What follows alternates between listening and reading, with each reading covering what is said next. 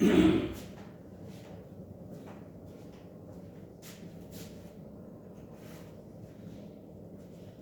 हम लोग जो है आज मैथ पढ़ेंगे, ठीक है। हम लोग स्टार्ट करेंगे मैथ क्लास 10 मैथ, ठीक है। और चैप्टर कौन सा पढ़ेंगे? रियल नंबर, ठीक है। तो आज हम लोग क्लास 10 का मैथ पढ़ेंगे, वेरी फर्स्ट चैप्टर, जिसका नाम है रियल नंबर। और रियल नंबर में भी हम लोग जो पढ़ेंगे यूक्लिड्स डिवीज़न, है ना। यूक्लिड्स डिवीज़न को हम लोग पढ़ेंगे। तो हम लोग पढ़ेंगे क्या चीज़? Euclid's division lemma.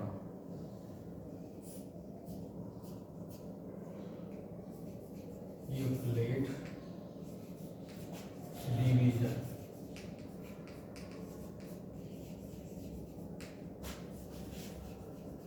लेमा, ठीक है। यूक्लिड्स डिवीज़न लेमा, ठीक है। इसके समझने से पहले हम लोग कुछ देखते हैं। लेमा का मतलब होता है कि कोई ऐसा स्टेटमेंट दिया गया है जिसको हम प्रूव कर सकते हैं, जो प्रूवन है, मतलब उसको सत्य प्रमाणित किया जा सकता है। हम ऐसा कोई स्टेटमेंट लिख रहे हैं जिस स्टेटमेंट को हम मैथमेटिकली प्रमाणित कर सकते हैं, उसको हम लोग लेमा बोलते हैं, है ना। Euclid's division lemma. लेमा का मतलब होता है कि हम कोई ऐसा स्टेटमेंट लिख रहे हैं, कोई ऐसा सेट ऑफ वर्ड लिख रहे हैं जिसको स्टेटमेंट बोलते हैं। उस स्टेटमेंट को हम मैथमेटिकली प्रूव कर सकते हैं। प्रूवन स्टेटमेंट को हम लोग लेमा बोलते हैं। प्रूवन स्टेटमेंट को हम लोग क्या बोलते हैं? लेमा। याद रखना है प्रूवन। तो उसको समझने के लिए हम कुछ लेते हैं एग्जाम्पल, जैसे कि सपोज, है ना। सपोज करो कि 117 को हम डिवाइड करेंगे 14 से। 117 को हम डिवाइड करेंगे 14 से। तो 117 को हम डिवाइड कर रहे हैं 14 से, हम डिवाइड किए तो कितना बार लगेगा? 8 बार लगेगा, ठीक है। 112 आएगा, 5 रिमाइंडर होगा, ठीक है। और यहाँ कुछ नहीं बचेगा तो हम क्रॉस कर दिए। तो यहाँ पर ये इसको हम क्या बोलते हैं? ये हो गया कोसेंट, ये हो गया कोसेंट, ये हो गया रिमाइंडर, ठीक है। और ये क्या हो गया? डिवाइजर, ये हो गया डिवाइजर।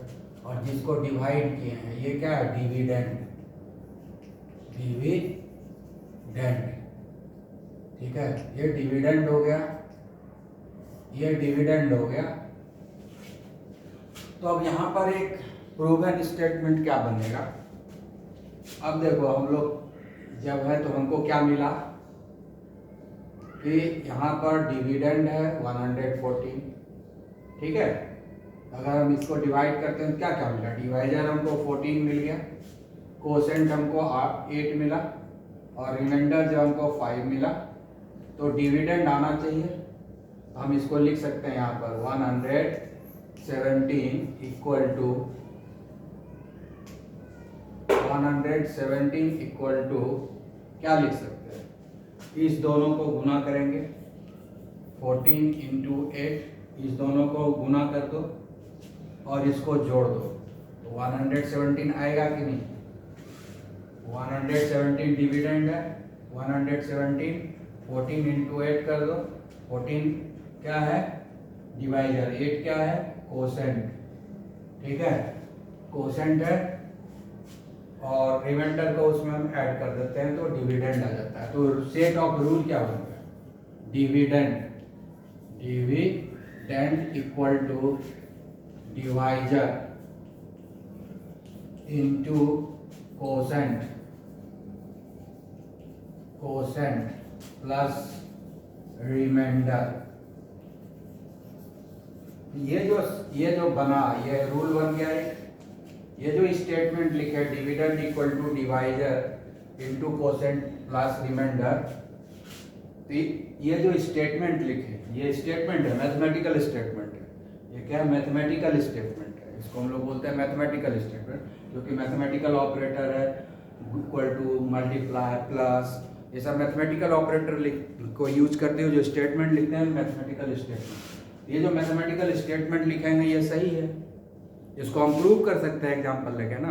कौन सा एग्जाम्पल है? एक एग्जाम्पल लिए 117 को डिवाइड किए 14 से, ठीक है, 117 को 14 से डिवाइड किए, 14 से 117 को डिवाइड किए तो 8 मिला कोसेंट, 5 मिला रिमाइंडर, ठीक है। अब हम इसको अरेंज कर देते हैं इस फॉर्मूला पर। Dividend 117, divisor 14, quotient 8 plus remainder 117 आ रहा है कि नहीं? इधर भी 117, इसको कैलकुलेट करो 117, तो left side and right side, left hand side right hand side दोनों इक्वल हो गया। तो ये क्या हो? स्टेटमेंट जो लिखे उसको हम प्रूव कर सकते हैं, जिसका प्रूवन फैक्ट है, जिसको सत्यापन किया जा सकता है, ठीक है, इसको प्रूव किया जा सकता है, प्रमाणित किया जा सकता है, ठीक है ना। मतलब ये सच है, जो हम स्टेटमेंट बोले हैं वो मैथमेटिकली भी सच मिला, मैथमेटिकली भी सही मिला, उसको हम लोग बोलते हैं लेमा, ठीक है। उसको हम लोग क्या बोलते हैं? लेमा, ठीक है। इसी को हम लोग बोलते हैं लेमा। समझ गए कि लेमा क्या हो गया? कोई भी प्रूवन फैक्ट है उसको हम लोग लेमा बोलते हैं, जिसको कि हम लोग प्रूव कर सकते हैं उसको क्या बोलते हैं हम लोग? लेमा। याद रखना है, ठीक है। तो लेमा क्या हो गया? LEMMA, लेमा, ठीक है। तो लेमा क्या है? Lemma is a proven, lemma is a proven statement, proven statement used for proving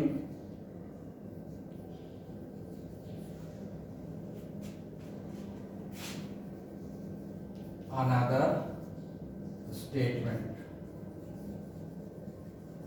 कोई भी प्रूवन स्टेटमेंट जिसको कि हम यूज कर सकते हैं किसी दूसरे स्टेटमेंट को प्रूव करने के लिए, उसको हम लोग बोलते हैं लेमा।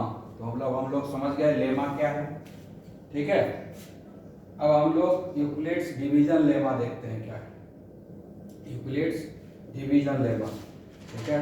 एक एग्जांपल और ले लेते हैं, ठीक है, और एक एग्जांपल लेते हैं हम लोग जो है, और एक एग्जांपल लेंगे। इस एग्जांपल में हम लोग जो है चेक करते हैं, ठीक है। जैसे कि हम लोग लेते हैं एक और एग्जांपल, जैसे 2505 को डिवाइड कर देते हैं, 2505 को डिवाइड करते हैं, ठीक है। कितने से डिवाइड करेंगे? 73 से डिवाइड करते हैं, ठीक है।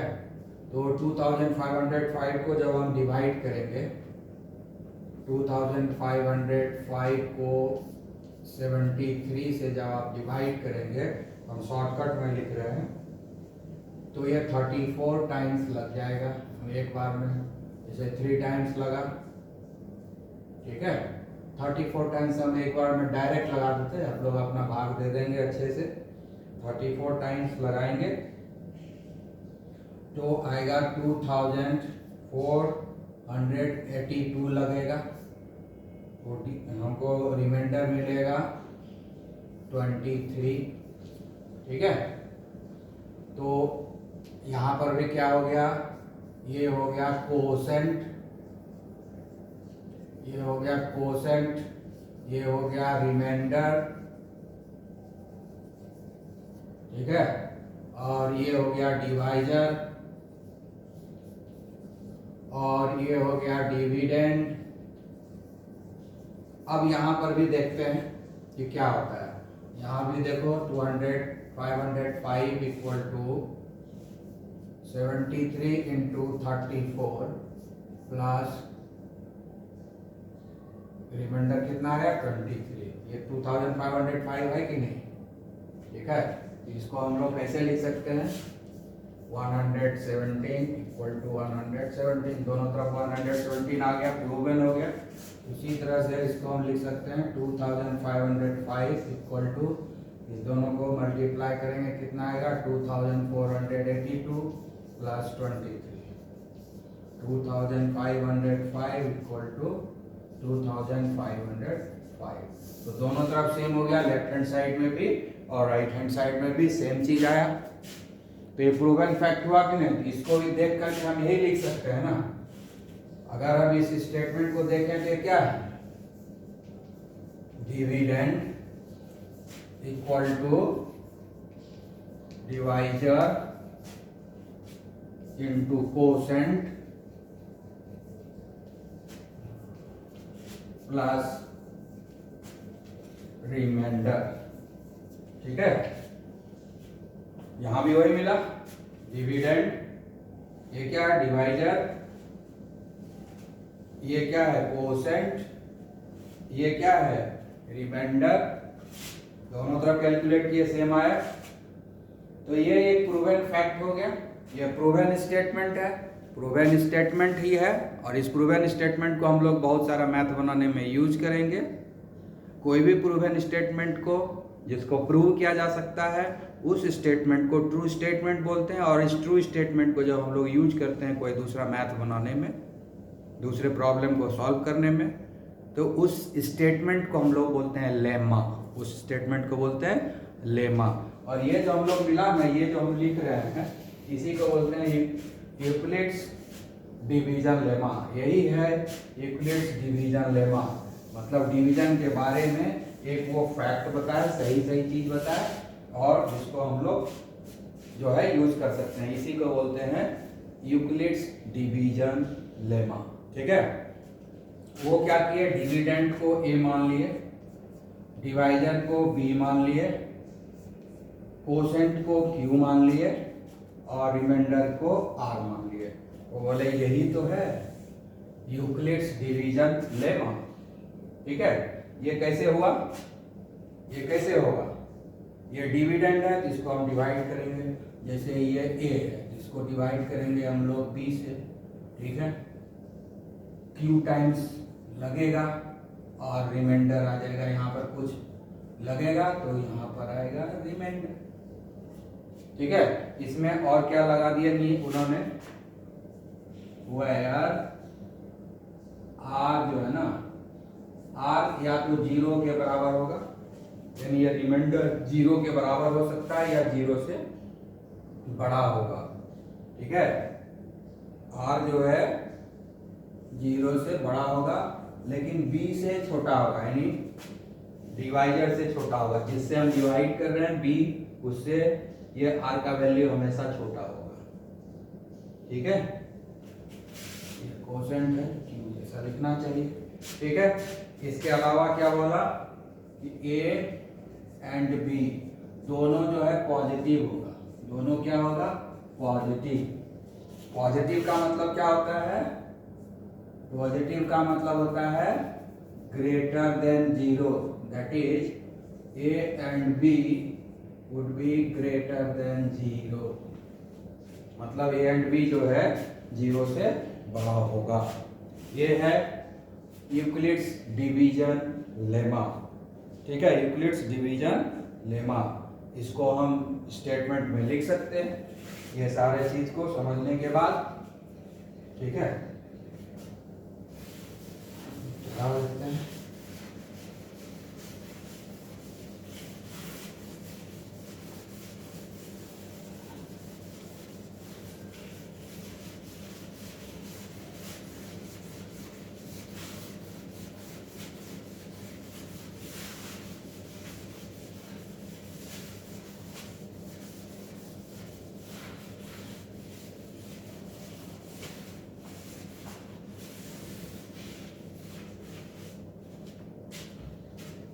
अब इस स्टेटमेंट को हम कैसे लिख सकते हैं?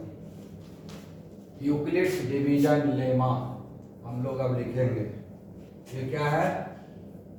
For any two given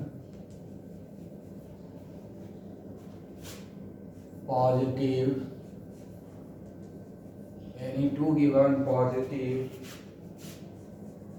integer a and b,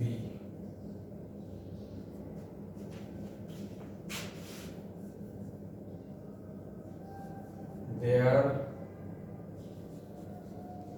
exist unique whole number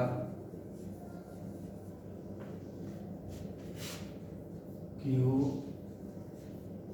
and r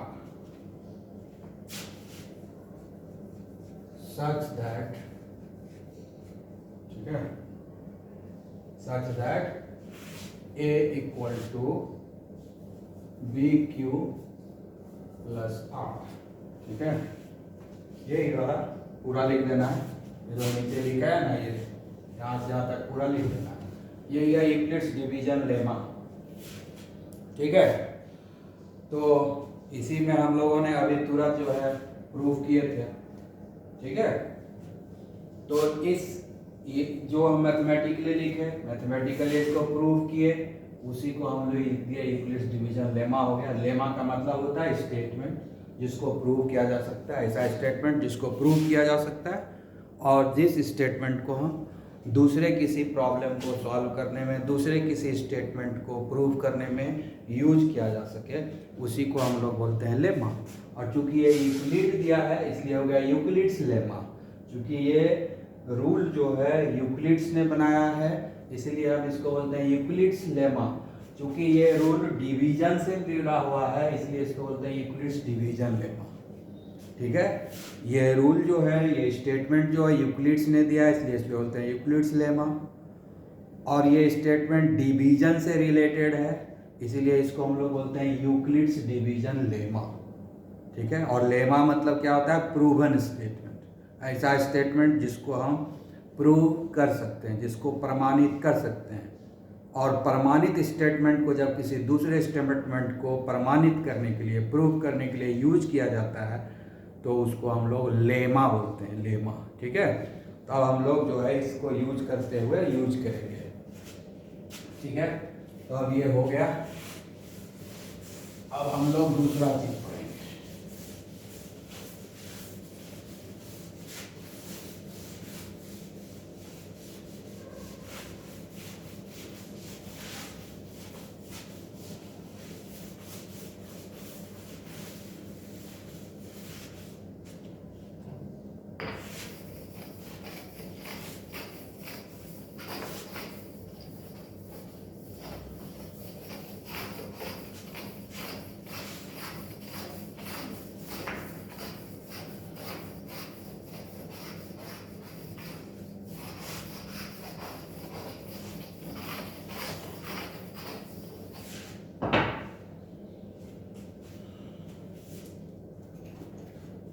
ठीक है, अब आगे बढ़ते हैं और आगे अब हम लोग पढ़ेंगे ए लॉगरिथम। आगे क्या पढ़ेंगे? ए लॉगरिथम।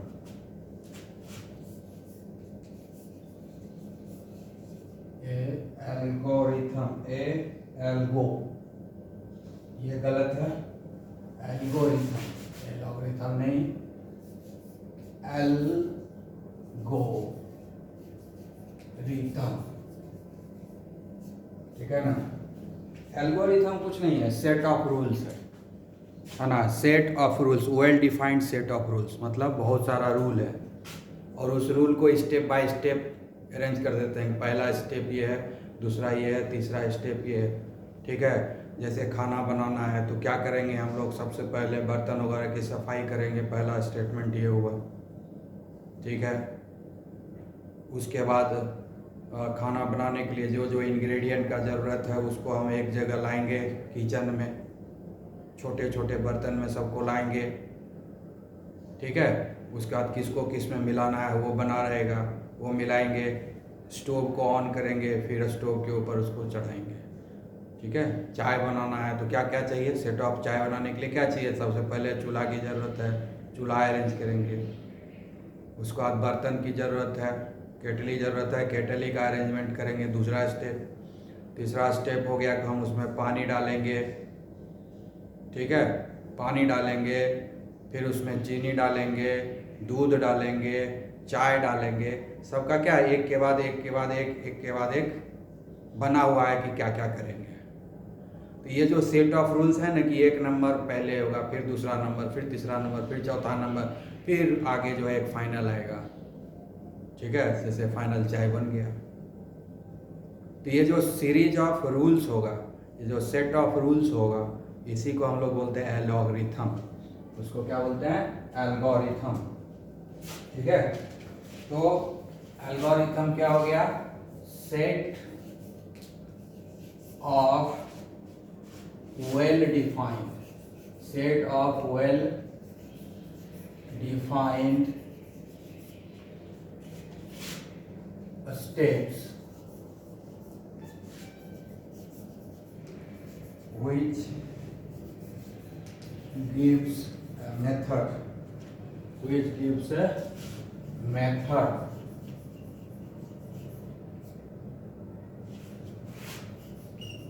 for solving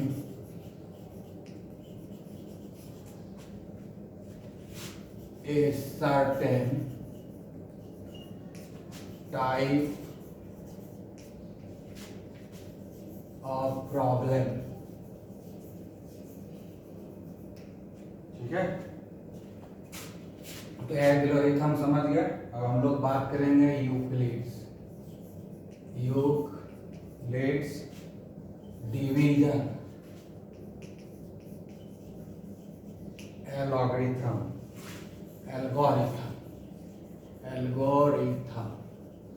ठीक है। इसी को हम लोग बात करेंगे, ठीक है। तो algorithm to find HCF highest common factor of A and B where A is greater than B, ठीक है। तो इसमें सेट ऑफ रूल्स क्या है, पहला हो गया फर्स्ट स्टेप है कि इसका जो एक डिवीजन वाला मेथड था उसको फर्स्ट स्टेप में हम लोग क्या करेंगे, इसको अरेंज कर देंगे इस तरह से, A equal to B into Q plus R, इस तरह से हम लोग अरेंज कर देंगे A और B को। पहला स्टेप ये होगा, ठीक है। डिवीजन लेमा को अप्लाई किया, पहला स्टेप क्या हुआ, ये क्या है, डिवीजन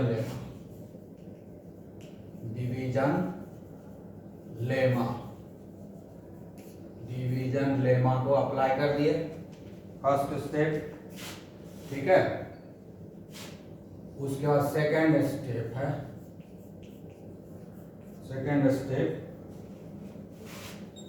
स्टेप में देखना है कि फर्स्ट स्टेप में अगर R इक्वल टू 0 हो गया, ठीक है, अगर R 0 हो गया देन HCF जो होगा A और B का B हो जाएगा, ठीक है। उसके बाद है कि अगर if R is not equal to 0, मतलब रिमाइंडर अगर 0 नहीं हुआ, then apply the division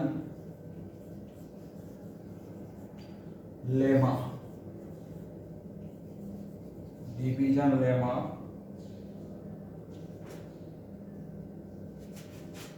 to B and R, ठीक है। उसके बाद है थर्ड स्टेप, है ना। HCF निकालने के लिए जो यूक्लिड्स एक एल्गोरिथम बनाया, स्टेप बनाया कि कैसे कैसे बनाना है। थर्ड स्टेप में क्या बताता है कि continue the process,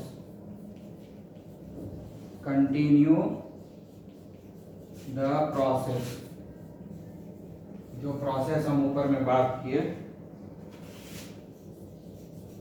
till the reminder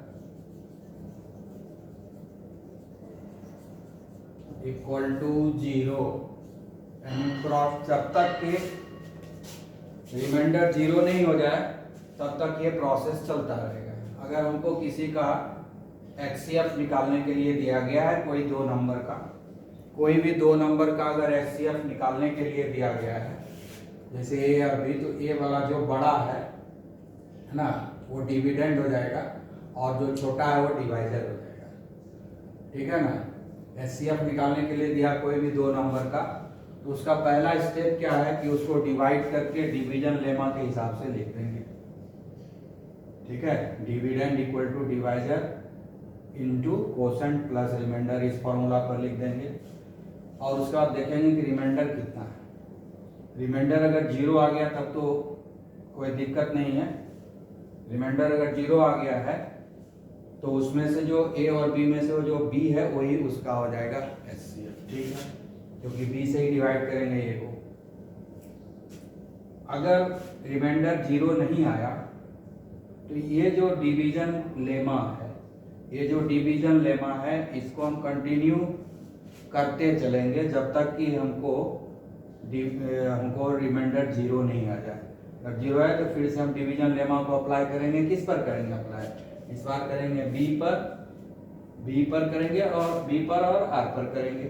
ठीक है, फिर अगर अब उस बार भी नहीं आया तो फिर प्रोसेस को आगे करते जाएंगे और इस प्रोसेस को हम लोग बार बार जो है रिपीट करते जाएंगे जब तक कि डिवीजन लेमा तब तक अप्लाई करते जाएंगे जब तक कि रिमाइंडर हमको 0 नहीं हो जाए। ठीक है, इसको अच्छे ढंग से समझने के लिए हम एग्जाम्पल लेते हैं, फिर समझ में आ जाएगा।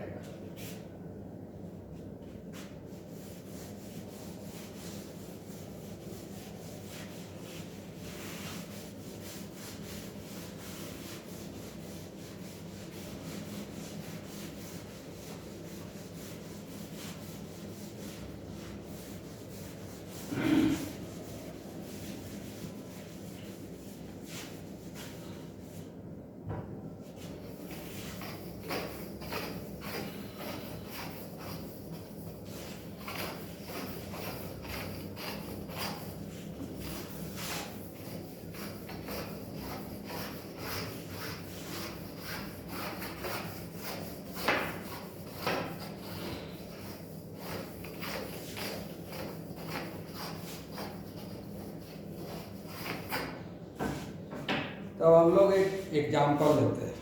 ठीक है, एग्जाम्पल से हमको समझ में आ जाएगा अच्छे से। तो एग्जाम्पल लेते हैं। ठीक है, हम लोग निकालते हैं। क्वेश्चन है फाइंड द HCF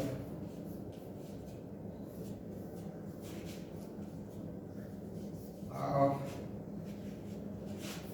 495 and 468। ठीक है, यही है। तो यहाँ पर क्या है, हम इसको हम लोग बनाना शुरू करेंगे। A इक्वल टू हो गया 495 एंड B इक्वल टू हो गया 468। ठीक है, तो हमको क्या करना है कि लेमा को अप्लाई करना है। तो हम लोग पहले शुरुआत करते हैं। 468 डिवाइड करेंगे 495 को। ठीक है, ये हो गया क्या, एक बार लगेगा। ठीक है, अब ये जब डिवीजन करेंगे तो कितना आएगा, डिवीजन करेंगे 15 में 8 देंगे, घटाएगा 7 होगा, 8 में 6 गया 2 होगा, ये कट गया, तो रिमाइंडर कितना बचा 27। ठीक है, 27 बच गया रिमाइंडर 468 से। तो हम लोग पहला लिखेंगे। फॉर्मूला क्या है? A equal to B into Q plus R, यही ना फॉर्मूला है। तो हम लोग लिखते जाएंगे। पहला क्या लिखेंगे हम लोग? डिविडेंड हो गया ये हो गया हमारा A डिविडेंड, ये हो गया डिवाइजर, ये हो गया कोसेंट और ये हो गया रिमाइंडर। ठीक है, तो A कितना हो गया? 495, B हो गया 468 और कोसेंट हो गया 1 और रिमाइंडर हो गया 27। देखो पहला लिखा गया। तो उसके बाद क्या बोलता है? रिमाइंडर तो जीरो आया नहीं, बोला रिमाइंडर जब जीरो नहीं होगा तो फिर से हम जो है यूक्लिड्स डिवीजन को फिर से अप्लाई करेंगे। ठीक है, तो अब क्या है? यहाँ तो रिमाइंडर आ गया, कम आ गया, इससे कम आ गया, तब डिवीजन नहीं होगा। तो हम क्या करेंगे? यहाँ जो डिवाइजर था उसी को हम करेंगे। क्या बोला था कि बी और आर के बीच में फिर अप्लाई करेंगे। सेकंड क्या था कि अगर आर जीरो आ गया तब तो ये जो रिमाइंडर है, ये जो तुम्हारा डिवाइजर है, यही हो जाएगा एक्ससीएफ। अगर रिमाइंडर जीरो आ गया तो यही जो है बी, यही ना है, बी ही हो जाएगा एक्ससीएफ। लेकिन यहाँ पर रिमाइंडर जीरो नहीं आया, रिमाइंडर जीरो नहीं आया। तो जब रिमाइंडर जीरो नहीं आया तो यूक्लिड्स डिवीजन फॉर्मूला को अप्लाई करेंगे। उसके और किस पर अप्लाई करने बोला गया था? बोला था बी और आर पर अप्लाई करोगे। तो आर यहाँ है, बी को यहाँ ले आते हैं। ठीक है, अब फिर से अप्लाई करेंगे। 2 बार में तो ज़्यादा हो जाएगा, तो एक ही बार लगेगा। ठीक है, 9 7 16, 3 में 2 गया 1, तो 198 आया। ठीक है, तो 7 बार लगेगा। ठीक है, अब 7 बार लगेगा। 7 49, बाकी 4 7 14 4 18। ठीक है, 9 9 18, ये कट जाएगा। तो अगली बार रिमाइंडर 9 आ गया, अगली बार रिमाइंडर 9 आ गया। इस बार डिविडेंड, इस बार ए है, ये बी हो गया ये, और ये हो गया क्यू और ये हो गया आर। ठीक है, तो दूसरा लिखते हैं। 468 इक्वल टू 27 इंटू 17, 27 इंटू 17, ये क्यू हुआ, क्यू। और रिमाइंडर कितना बचा? 9। ठीक है, अब क्या है यहाँ पर? अभी भी रिमाइंडर जो है जीरो नहीं हुआ। तो रिमाइंडर जब जीरो नहीं होता है तो फिर से इस फॉर्मूला को किस पर अप्लाई करते हैं? बी और आर पर। तो बी क्या है? ये, और आर क्या है? ये। तो अब 27 और 9 के बीच में होगा। ठीक है, फिर इसको मिटा देंगे। अब देखो, अब अप्लाई किए, यहाँ 27 आ गया, 9 या 27 कट गया। ठीक है, अब ये क्या हो गया? ये हो गया हमारा ए, ये हो गया हमारा बी, ये हो गया हमारा क्यू और ये हो गया रिमाइंडर 0। ठीक है, फिर से लिखेंगे हम लोग डिविडेंड को। 27 equal to 9 into 3 plus 0, remainder हो गया 0। ठीक है, ठीक है, देयरफॉर लास्ट डिवाइजर कितना आया? 9 आया। ठीक है, therefore HCF of 27 and 9 equal to 9 and HCF of ये क्या है? 495 and 468 इक्वल टू 9। इस तरह का डिवीजन मेथड करके हम लोग तो बहुत बार HCM पहले निकालते हैं, बचपन से कर रहे हैं। वह इसी डिवीजन मेथड को एक फॉर्मूला के रूप में लिख देते हैं, तो उसको हम लोग बोलते हैं यूक्लिड्स मेथड। ठीक है, यूजिंग यूक्लिड्स मेथड। ठीक है, तो इस तरह से हम लोग एचसीएफ निकाल लिए। आई थिंक कुछ समझ में आया होगा। ठीक है, ठीक है, और हम लोग प्रैक्टिस और करते हैं।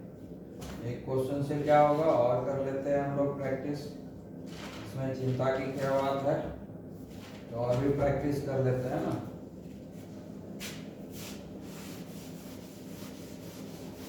तो एचसीएफ निकल गया।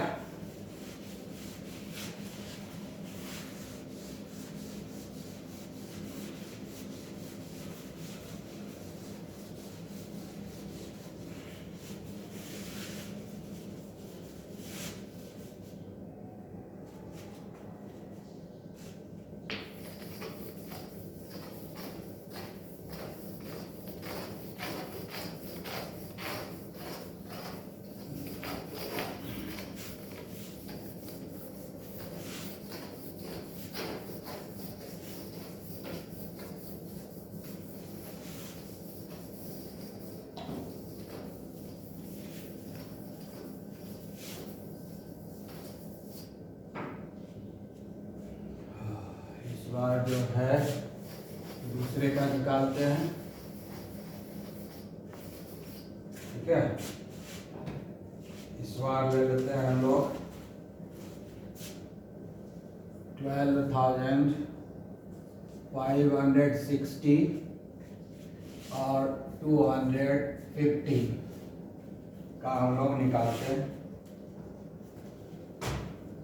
तो यहाँ पर जो है शुरू करते हैं। ए क्या हो गया 12,560 और बी क्या हो गया 250।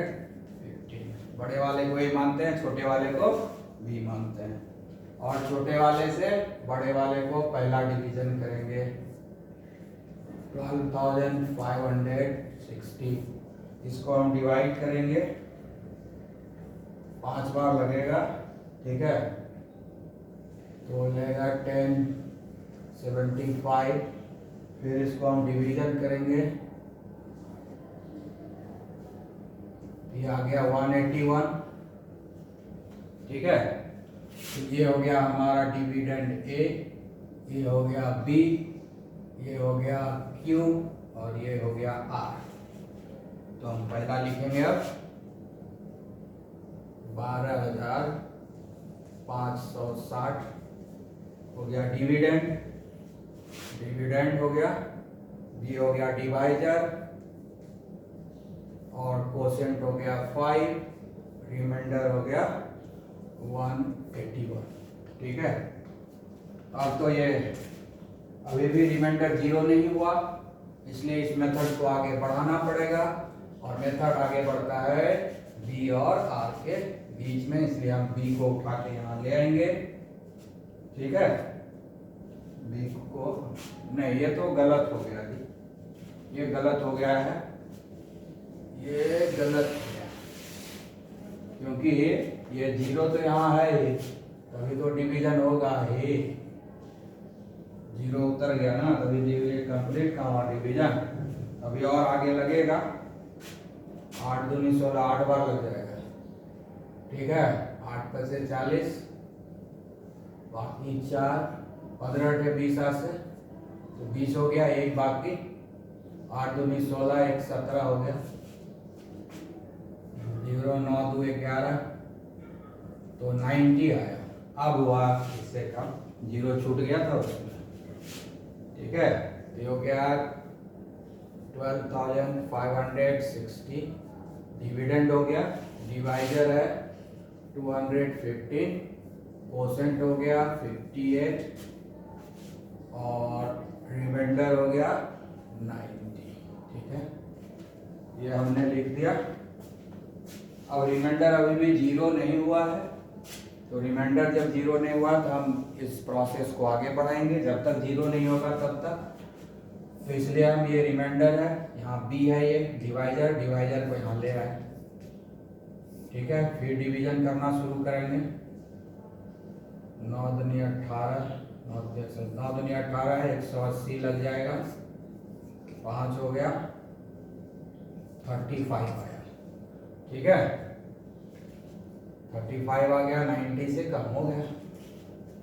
ठीक है, अब तो कुछ उतरने वाला है नहीं। ये हो गया कोसेंट, ये हो गया डिविडेंड, और ये हो गया डिवाइजर, और ये हो गया रिमाइंडर। ठीक है, तो हम लोग लिखते हैं सबसे पहले डिविडेंड को, डिवाइजर हो गया 90,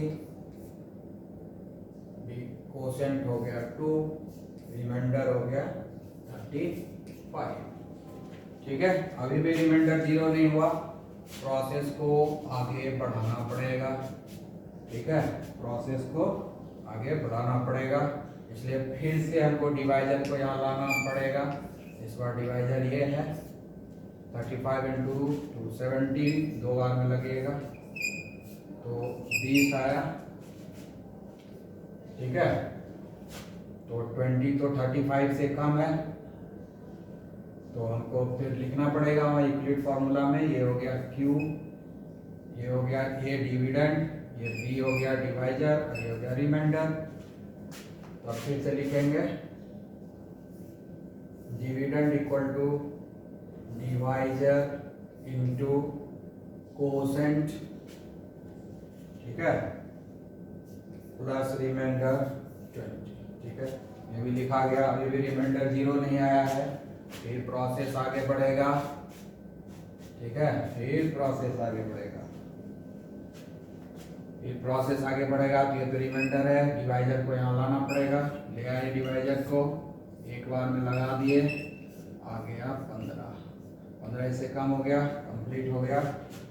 ठीक है, तो अब यहाँ पर ये हो गया कोसेंट, ये है डिविडेंड, ये है डिवाइजर, और ये है रिमाइंडर। फिर से लिखना पड़ेगा, फिर से लिखना पड़ेगा। ये हो गया डिविडेंड, डिवाइजर 20, और हो गया कोसेंट 1, रिमाइंडर हो गया 15। ठीक है, अभी भी जो है रिमाइंडर 0 नहीं हुआ, प्रोसेस आगे बढ़ेगा। ठीक है, फिर से रिमाइंडर उतार लेंगे हम डिवाइजर को, एक बार लगेगा ये, अब 5 आ गया, 15 से कम हो गया, डिवीजन कंप्लीट हुआ। अब ये हो गया कोसेंट, ये हो गया डिविडेंड, ये हो गया डिवाइजर, ये हो गया रिमाइंडर। फिर से लिखेंगे हम, ठीक है, फिर से लिखेंगे dividend equal to divisor into quotient plus remainder. अभी भी रिमाइंडर 0 नहीं हुआ है, अभी भी रिमाइंडर 0 नहीं हुआ है, प्रोसेस को कंटिन्यू करना पड़ेगा। ये 5 है रिमाइंडर, इधर है डिवाइजर 15, उसको यहाँ ले आए। अब रिवार्ड 0 हो जाएगा, 5 या 15,